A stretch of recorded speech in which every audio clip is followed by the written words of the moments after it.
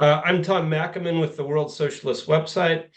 As we continue our discussions with historians on the significance and legacy of the American Revolution and this, the 250th anniversary of the signing of the Declaration of Independence, today we are speaking with Timothy H. Breen, William Smith Mason Professor of American History at Northwestern University, a specialist in early American history with a particular interest in political thought, material culture, cultural anthropology.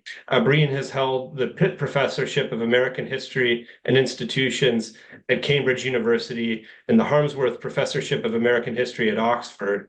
His books, including The Will of the People, American Insurgents, American Patriots, The Marketplace of Revolution, and Tobacco Culture, have reshaped historical understanding of the American Revolution and the lives of ordinary people who lived through it. Welcome, Timothy. Thank you, Tom. Good to see you. So let me start by underlining a point I made in the introduction about your work and its focus on what you call ordinary people, sometimes middling types. One might say that we get a view in your work thereby of the mass character of the American Revolution. It was a big revolution, pulled the entire society really into its vortex. Yeah, can you tell us about your approach, this history from the bottom-up view of the past that you turn to? I'll give it a yes. I'll be glad to give that a try. It is true that my work has focused on ordinary men and women using community records. And my goal was to examine and to better understand how ordinary people accommodate, rationalize, interpret what was in their lives one of the greatest political transformations you can imagine, leaving a colonial, aristocratic, privileged society for one that at least nominally stressed equality and political rights. And I've always felt that the dominant narrative that focuses on the founding fathers, often endlessly and in detail, missed the energy, the excitement, the passions that drive revolutions. As you know as well as I do, Tom, that when you compare revolutions, you look at the French Revolution, you look at the Haitian Revolution, the Russian Revolution, you see people in the streets, you see an outpouring of anger. And some of that does not happen in the American Revolution, that degree of street violence, to be sure. But without these people mobilizing and understanding what they were trying to achieve, there would have been no revolution. And I sometimes say glibly, and I don't mean to dismiss the fine work of great historians, that if the founding fathers had been the force driving the revolution, it would have been little more than a book club at Harvard. You got to have the people, and it's hard to believe, hard to accept that the young farm boys marching to Bunker Hill were discussing the finer points of Montesquieu as they were going into battle. So whatever it was that mobilized people and energized them to sacrifice for political change has been my goal to find in book after book, looking at local records and local memoirs to see the fabric of local society. Yeah, that's a really fascinating presentation, and I thought I thought that I would just share a passage from your book, American Insurgents, that makes the same points, and I think also very powerfully. The Patriots, who are generally credited with mounting the revolution, were in fact the beneficiaries of rebellious insurgents who initially sparked resistance. Without tens of thousands of ordinary people willing to set aside their work, homes, and families to take up arms in expectation of killing and possibly being killed, a handful of elite gentlemen arguing about political theory makes for a debating society, not a revolution. Such reflections raise arresting new questions. How did it happen that so many Americans reached a point of mutual commitment to a cause? When did they do so? The answers, it turns out, were hiding in plain sight. During the 2 years that preceded the Declaration of Independence, Americans launched an insurgency that drove events toward a successful revolution. Let me follow that very important passage with another question. And I think of particular interest for our readers that comes across so clearly in your books, the one I just quoted from, American Insurgents, and also the volume, The Will of the People, is the role of the proliferation of all these committees of ordinary people that sprang up all across the colonies. They went by all sorts of names: committees of vigilance, committees of inspection. But the most common name, I think, which will be familiar to students of the Great French Revolution that came a decade later, is Committee of Public Safety. Can you tell us about these organizations? What were they? Who was on them? And most crucially, what role did they play in the revolution? Big question, I know. Oh, it's a huge question, and I have tried to interrogate the local committees as best I can. There are several other historians that have done good work, but by and large, the committee structure has not been the focus of the dominant narrative historians. We don't need to name them, uh, but it is, in fact, true that the inclination, the impulse of a local agrarian society was to focus their political concerns, discussions about where they stood in the community. And so you have two problems. One is, how do you politicize a local community? And the answer is complex, and it's going to be the subject of my next work, but largely through ministers and local merchants and people who felt that they were being disrespected in the empire, that they were being treated as second-class citizens, and they began to mouth grievances. And this led to local organizations, at first largely around consumer politics. I wrote a book called Marketplace of Revolution. And I want to emphasize that historians who praise the American Revolution often say, well, it was the three parts of government, the balanced constitution, maybe the opening out of the franchise. These are all good things. But in fact, one of the great founding mechanisms of our revolution was the boycott, the weaponizing of the consumer marketplace. And the reason that's so important, Tom, is that it touched the lives of ordinary people. They bought tea or didn't buy tea. They bought British imports or they didn't. And it was a visible act.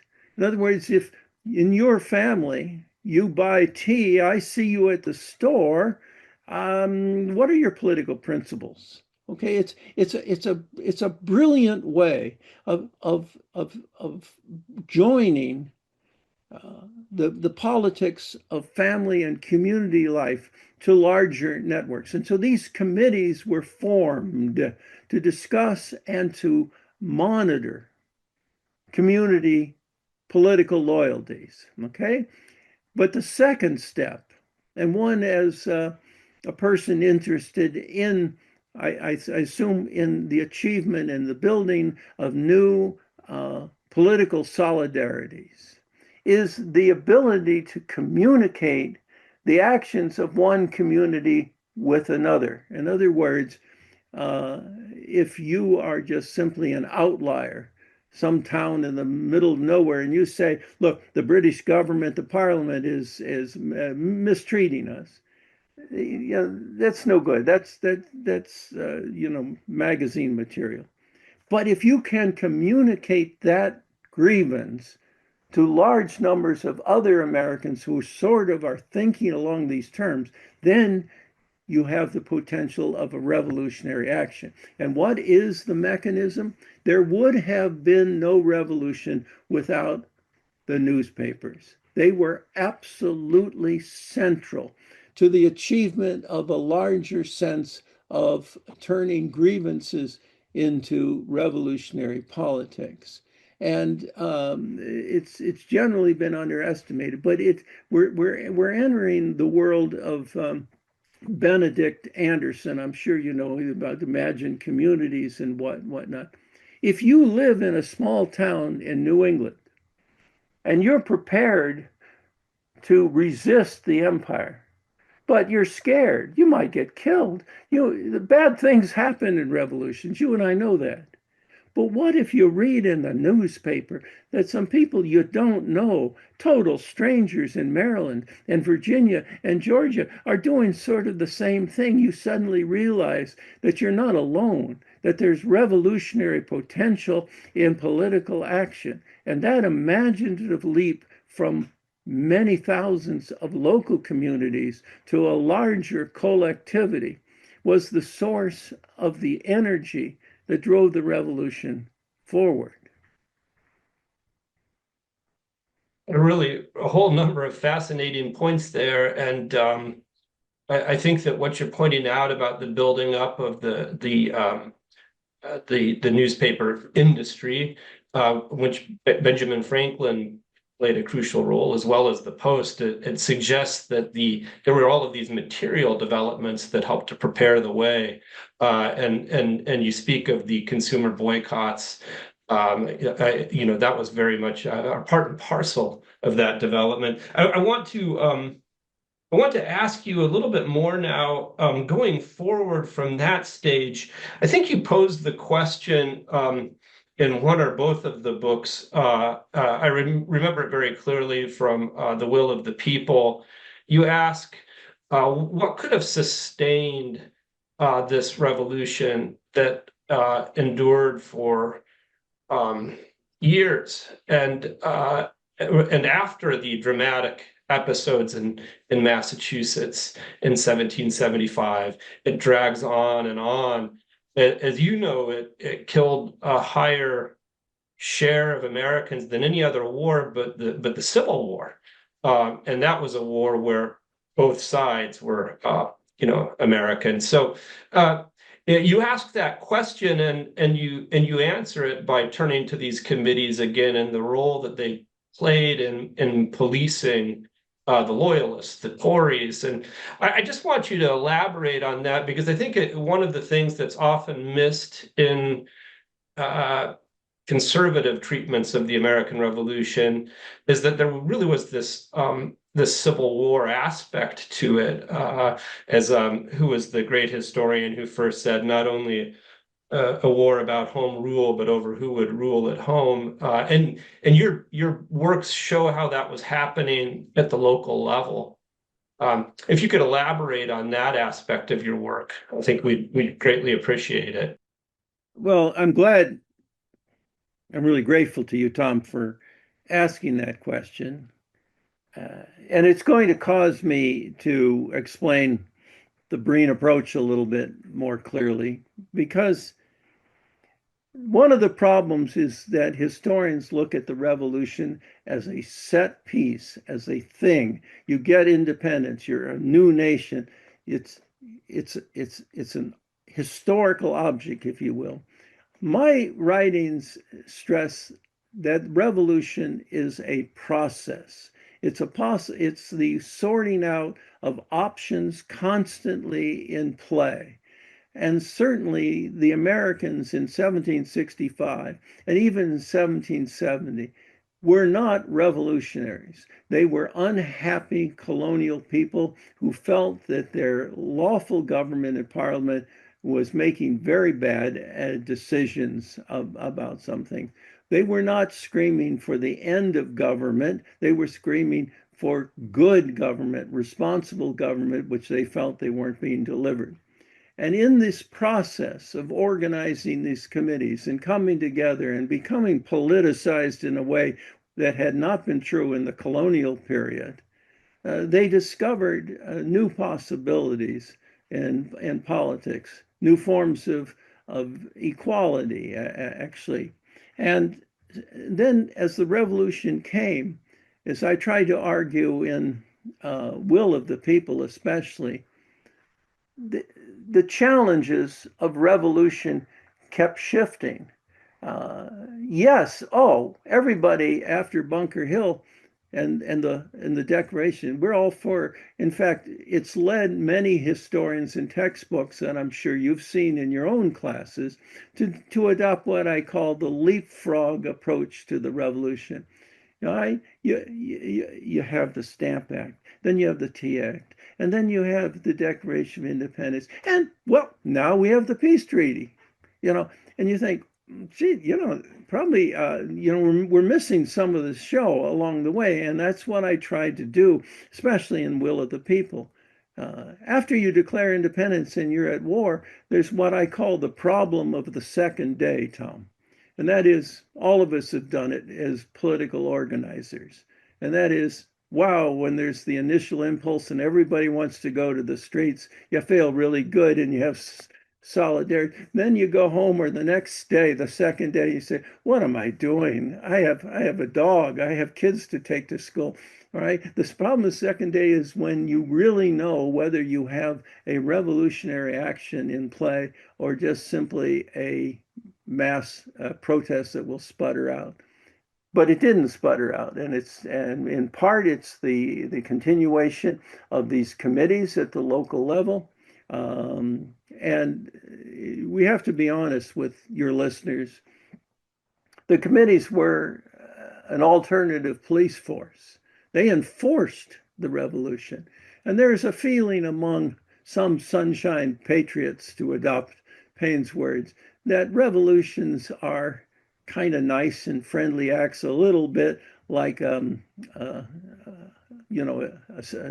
yard sale. Everybody's nice.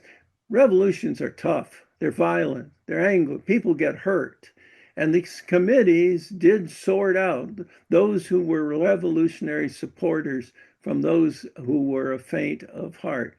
And this bothers many contemporary Americans who refuse to see our revolution in comparison with other colonial rebellions and other revolutions. Why we should adopt such an exceptional view that somehow our revolution was unlike any other revolutions, and yet it's one of the most important revolutions in world history.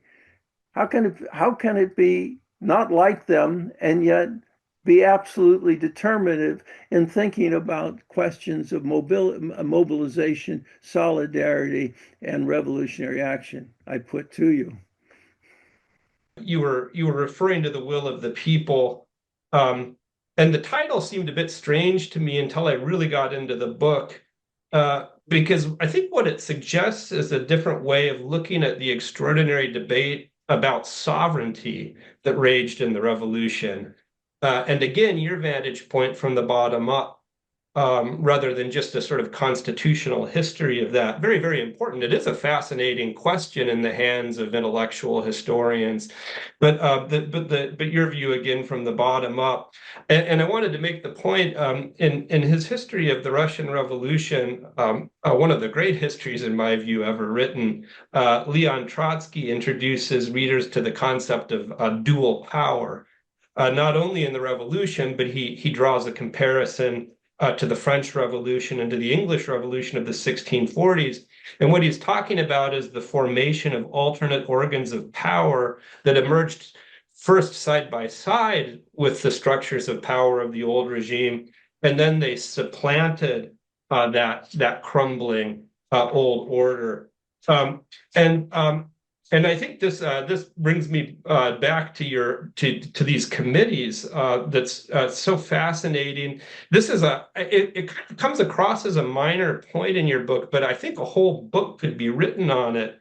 To this question of sovereignty, you have this remarkable insight about the ways in which these committees of safety in the Continental Congress, the incipient national dual power, if you will, recognized each other as sovereignty through a largely forgotten body. Historians don't really write about much, called the Association. And I think you actually you have a nice way of referring to this as sort of a sleight of hand or a miracle of circular logic, that they each recognized each other's sovereignty. Could you talk a little bit more about that? It's a really fascinating way to look at that particular question. Yeah, look, the association, I feel, and I think if I rewrote my book, I would even maybe even be engaged in a little hyperbole. Uh, I believe that in some sense, the association passed by Congress in the fall of 1774 was perhaps the first Constitution of the United States. I think of the first Constitution. It set up what you call these dual sovereignty, and where the states, but in the association, it was the communities, and all the elements you and I have been talking about were present. It was clear that the dominant, or the so-called leaders, and they were at Congress, were trying to map out a process of revolution, but they were uncertain of their own legitimacy. I mean, who did they represent? And was it a viable claim to speak for the people in that process? And they recognized that the basis of this revolutionary surge was in the communities, and the structure again of the protest, the way to mobilize people and to maybe get Britain's attention was through consumer action, and to some extent productive action in certain crops, but consumer, right? And you will note in one of the protocols of the association is that when a local committee found that someone or group or neighbors was breaking the agreement of and buying prohibited goods, they would be shamed. They would be seen as outcasts, but how? And the Constitution, the association said, go to the newspapers, put their names in the public view. Didn't say hang them up by their feet, in Dongo, but they said just engage in a process of public shame for the good of a revolutionary cause. It was, in my estimation, a, a brilliant move on both sides.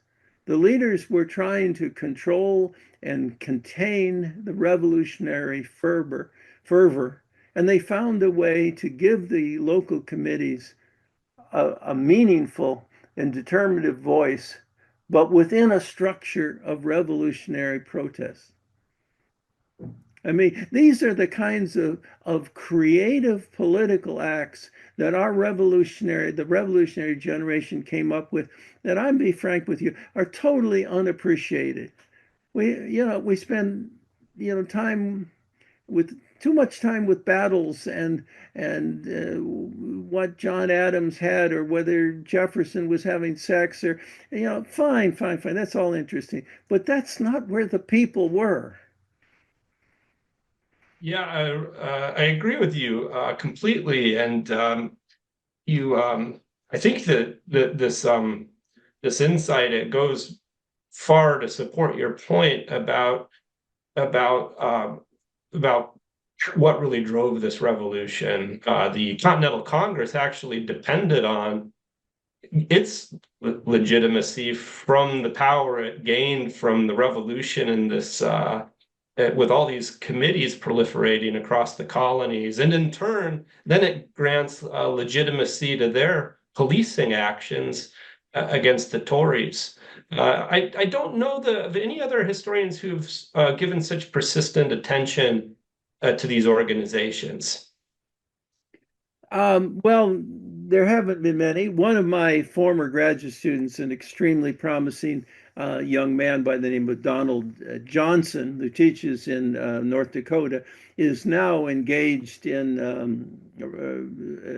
writing about this. And there was an earlier book by a man by the name of Ammerman who wrote about the committee's reaction to the coercive acts. These are good works, but by and large, um, uh, for two reasons, Tom. One is because all of my work, however good or lacking it is, I've not been able to break through to the dominant narrative of that we have to concentrate on the Continental Congress and the leaders on the one hand, and of course the underside of the same narrative.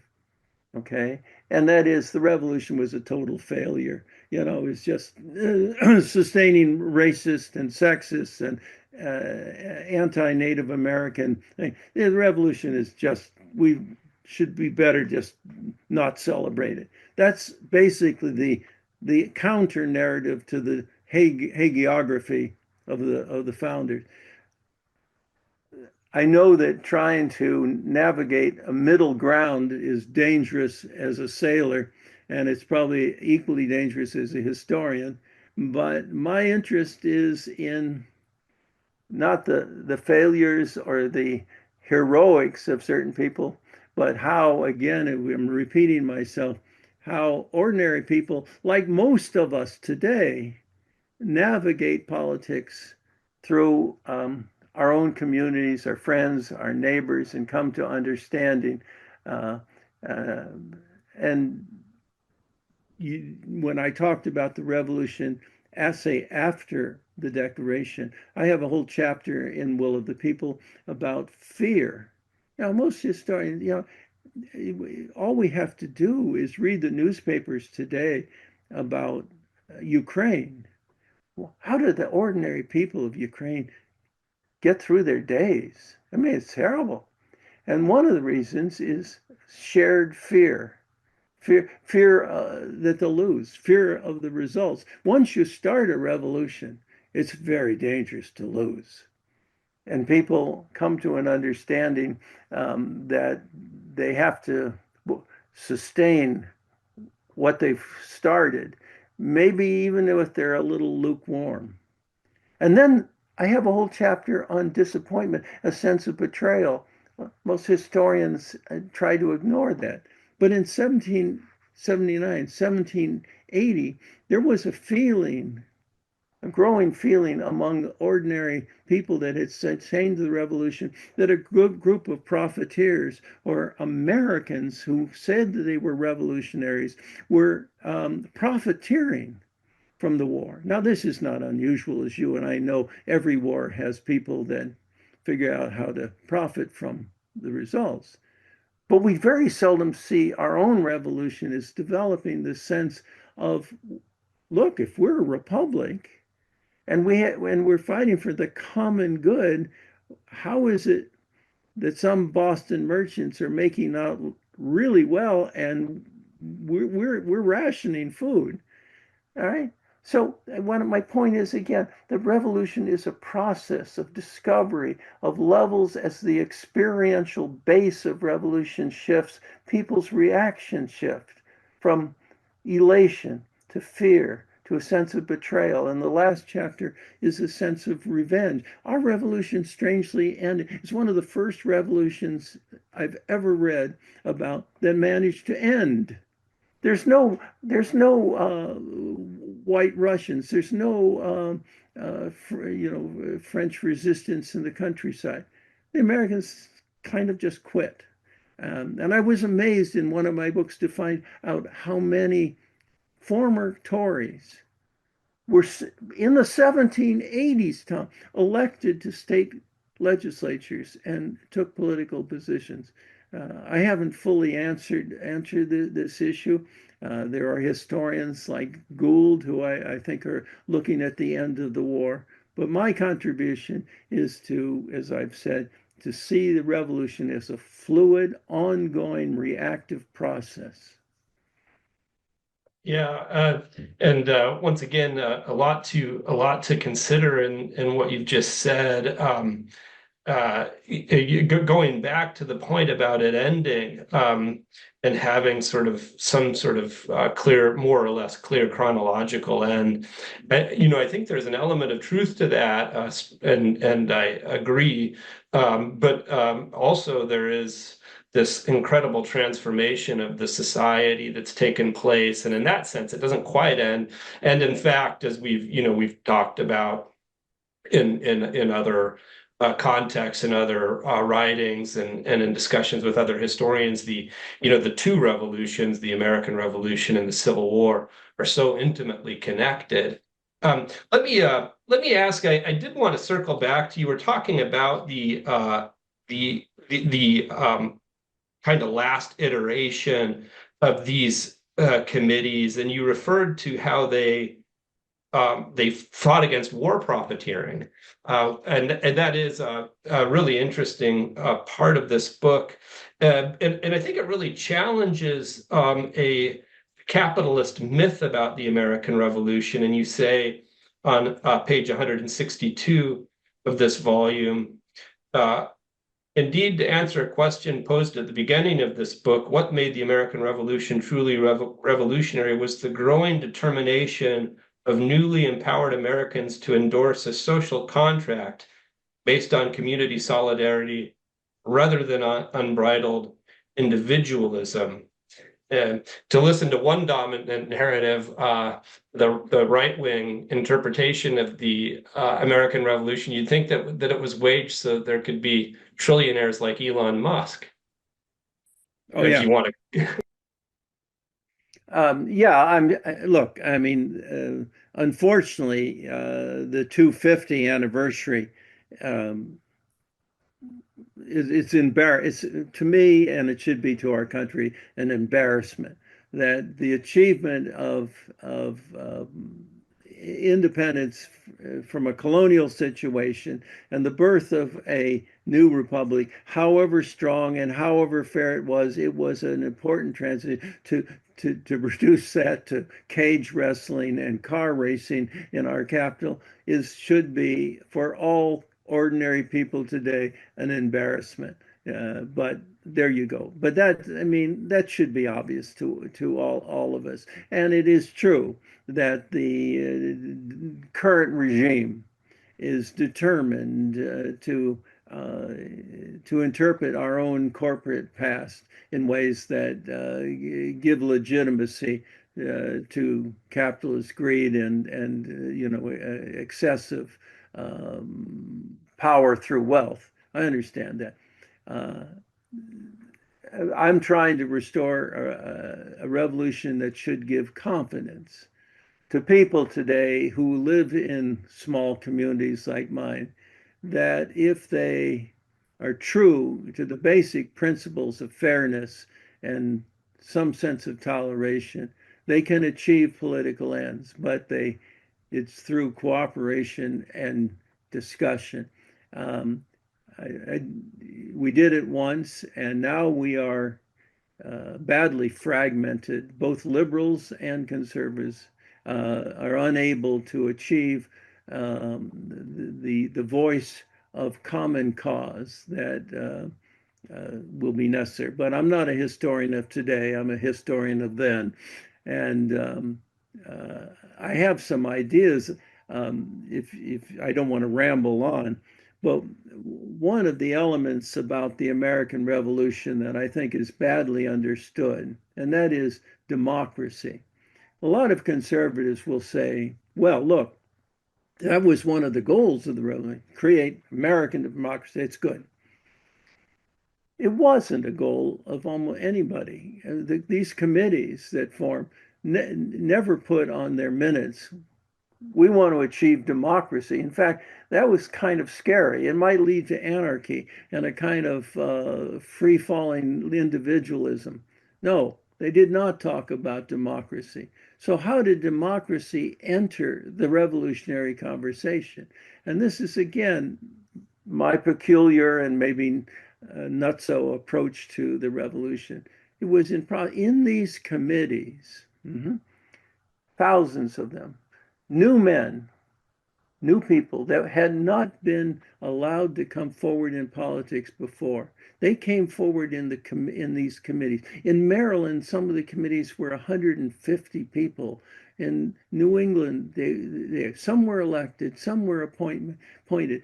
But suddenly, Tom, a large cadre of new people were introduced into the political forum. Okay? And they found themselves making decisions about their neighbors, policing the revolution, gathering arms, feeding the troops. They did not set out to create a democracy, but in the process of recruiting so many new people and giving them power in a sense where equality of voice was important, they created a democratic situation. They didn't want it, but they created it. And I think that's a very important way to look at how political processes affect political policies and change.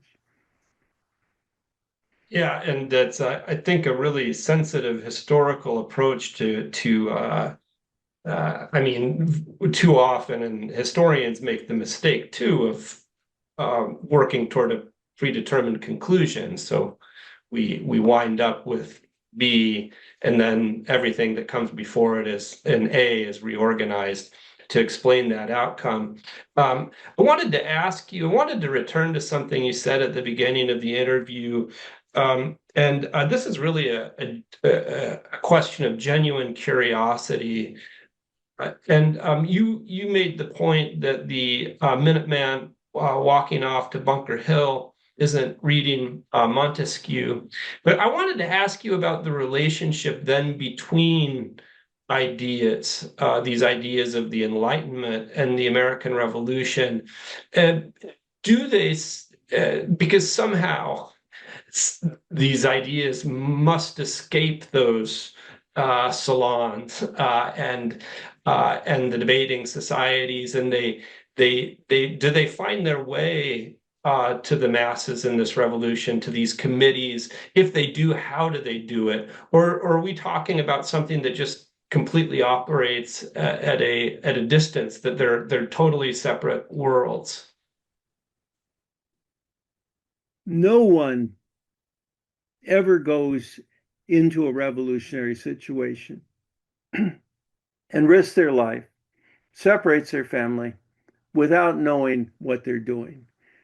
One of the problems of a lot of American history of the revolution has treated the ordinary people as mindless followers, waiting for the enlightened words about the constitution of the empire and about representation and whatnot, as if the people are sitting out there and saying, "Wow, did you hear that idea about Balaam? That's an amazing thing." No, the ordinary people, in their way, and oftentimes superior way from my political perspective, know what they're doing by their own lights. I have had fights with two of the major historians of the American Revolution who have done their best to remove John Locke from the discussion. You will find in the central book on any graduate program in the United States, the one book you must teach in seminar, there's only a passing and derogatory mention of Locke. But in fact, my work over and over, my major address at Oxford University was to restore Locke. You go to every sermon, you go to every speech, Locke is there. How does this fit in? Locke complemented some of the basic beliefs that were already present in the American society, that government is a compact, a contract of the people and their leaders for the common good. And when the leaders fail to produce, when the leaders become tyrants and oppressive, then and only then are they allowed to raise themselves to violence. As I pointed out in one book, the first battle flag of the American Revolution outside of Boston was a flag that had the slogan "Appeal to Heaven." That's the first American flag, an appeal to heaven. Okay. Now, that's wonderful. It blends exactly to your question. The quotation comes from Locke's second treatise, and he lays out when the people, an aggrieved people, have the right to protest and use violence against their government. And that is, they must first, go through all the channels and courts and rulers. But when that fails, then and only then are they allowed to make an appeal to heaven. But by putting it in religious context, and Locke was very religious, people forget he was very much a man of faith. That fed right into American society. That makes sense. You talk Locke to me, I know where you're coming from. I heard that in sermon last Sunday.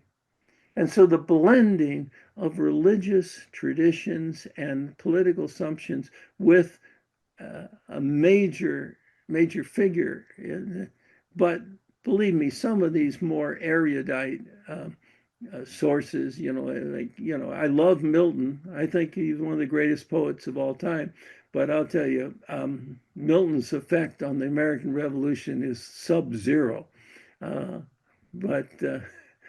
And by the way, as you probably noticed, Timothy Breen is about as Irish a name as you can come to. And the adoption of Locke into Irish political protest in the early parts of the 18th century is very similar to what happened in America. And in fact, Parliament passed the first declaratory act, not in America, but for Ireland in 1715. There's some very interesting parallels.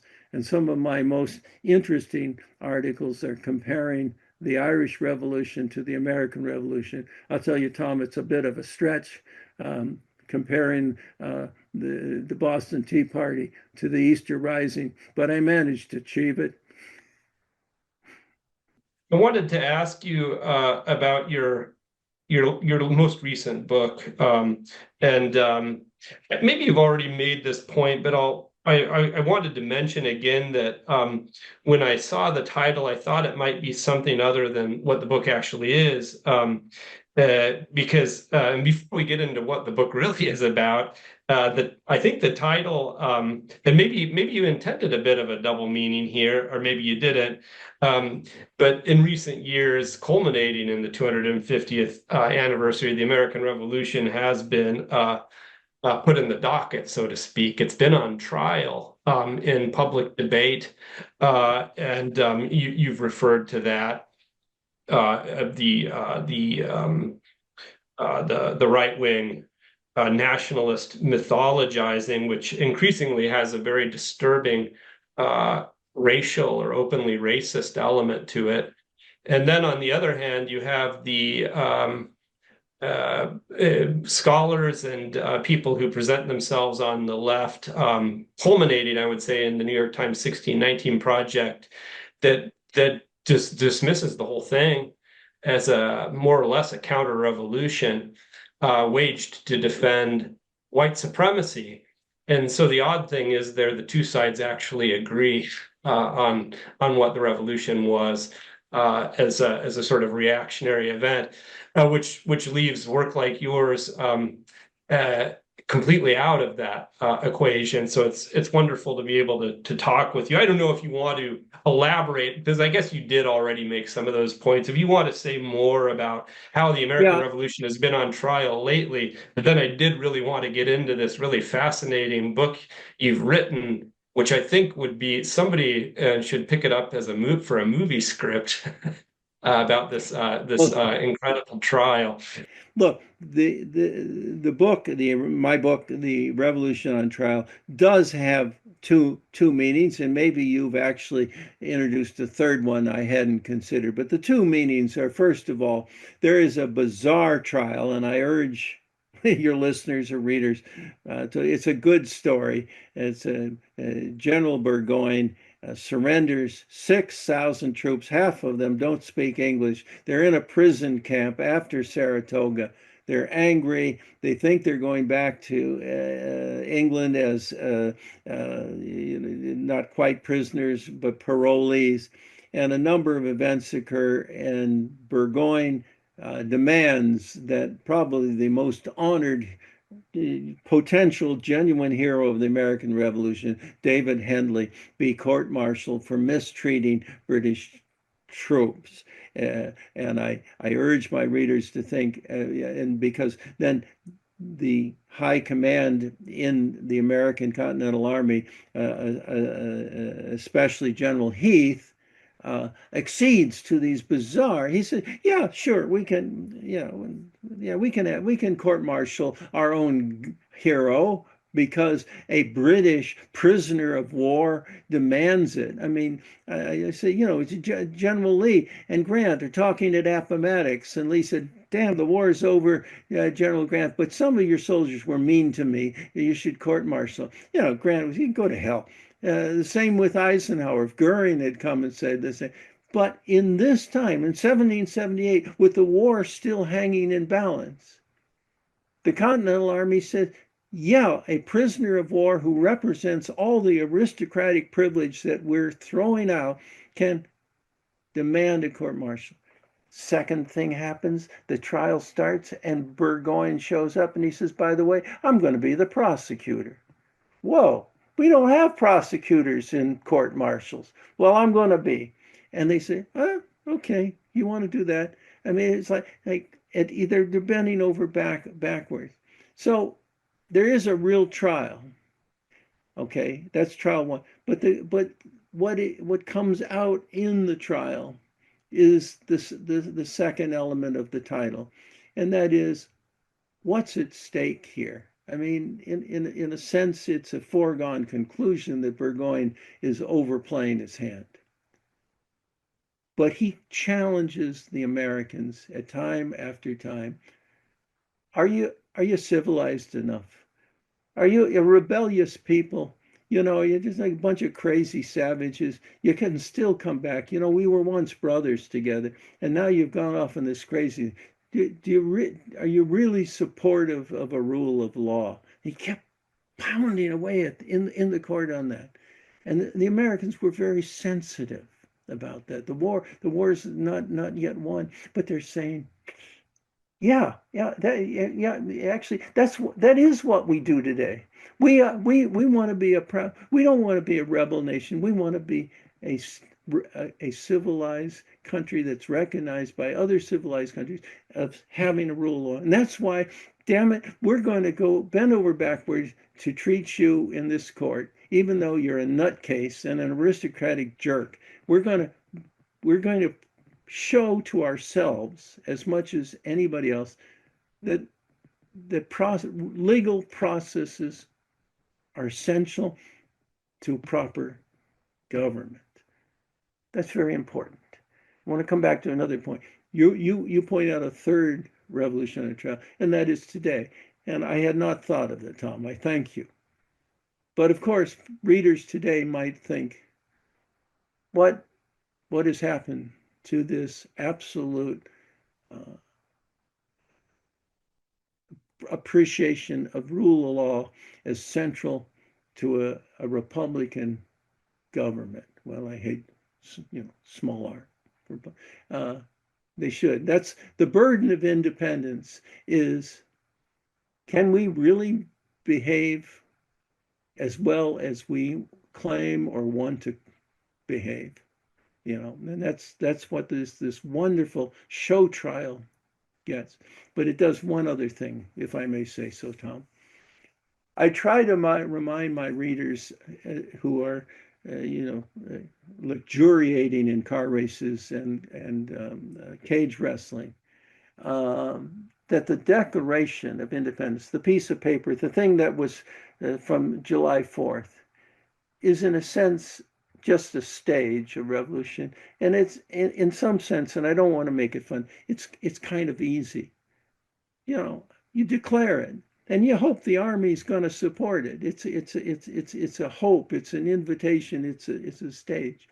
But there was another revolution that this trial brings out that we overlook, and that's a cultural revolution. The people in America that were fighting the revolution were raised as English citizens. Their readings, their church, their entertainment, their relatives, their history was all centered in Great Britain. And it took a while for them to begin to sever these bonds, these assumptions, everyday assumptions. And I'm not claiming that by 1778 they became full-throated Americans in some chauvinistic way. They didn't. But they were learning something else. That in the midst of the war, facing a guy who was obnoxious, aggressive aristocrat, a voice of privilege, a voice of everything that they had rebelled against, that whatever they weren't that anymore. They were learning to be un-British during the war. And that cultural revolution was as important as the political revolution. And you can just imagine the comedic scenes in this, provincial courthouse with this Tory aristocrat who views all these people with, with utter contempt. Chuckling to myself just thinking about it. But yeah, and I do recommend these books to our viewers and our readers. They're fascinating and important. And let me ask you what you're working on now. I think you mentioned it earlier, but maybe you'd like to elaborate a little bit more. I will. I would say as an index, Tom, and I'm probably whining. I do that from time to time. My new book has some important points. You've discovered it by reading, and I appreciate that. But it's been totally ignored by the reviewing press. The book has had no impact.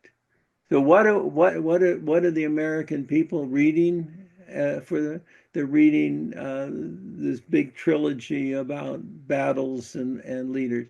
I mean, the New York Times, the Boston paper, the other magazines that still review have totally ignored my book. And why? Not as a personal assault on me. It's just it's a piece of the puzzle that doesn't fit what the assumptions are that we should be celebrating. It makes me very sad because I think for the American people, what I say could be uplifting, and they could see that on the community level and in their renegotiation of political identity, they have power that they overlook and was to determine their political fortunes. And I get very upset when I think of so many Americans, liberal Americans today, that seem to be like characters out of Godot, sort of waiting that someone, a Washington or a Lincoln will come and save us. They save us from ourselves. And that's just not the way to think. We got to save ourselves. We're going to have some semi-deity come and suddenly lead us out of the wilderness. We have to find our way. And that's really what most of my work is, trying to give people confidence that in little ways they can do it if they just understand the will of the people. Yeah. Very That's not nice. not exactly what you asked, but that's what you got. No, I think it's a great summation, and I share your assessment. I think it's an official political culture that is inhospitable to serious history. Serious history, I think, is kind of it's difficult, as you said. They don't know where to put it, but it's also challenging. But I think there is an audience out there for it, and that's why we have discussions like this. And I'm sure you'll see some. We'll get around to doing a review of it, or better yet, maybe you'll get a call from a Hollywood scriptwriter as a result, I'll because it try would to be be. honest. Thank you very much, Timothy, for taking the time to speak with us. We really appreciate it. Thank you, Tom.